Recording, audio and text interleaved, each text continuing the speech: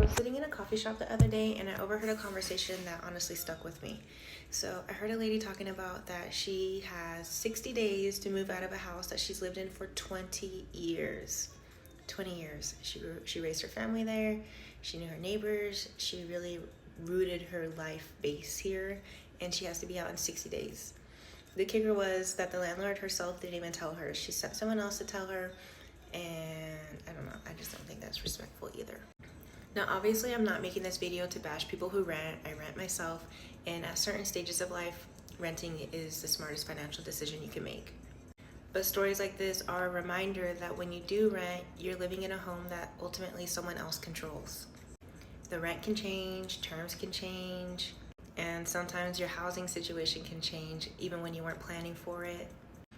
So if buying a home is an option for you, it's definitely worth considering.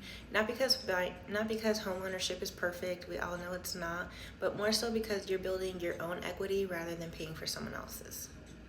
And one of the biggest misconceptions that I hear is that a lot of people don't want to buy right now because they don't want to feel stuck. But literally, buying a home does not mean you have to be locked in forever. You're not going to be buying one home for the rest of your life. You got people who are relocating, you got people who are selling, you got people who are downsizing, you got people who are upgrading, you got people who are even renting out their own homes. Life happens, things change. Buying a home isn't about settling down permanently, it's just more so about creating more options for you and your future.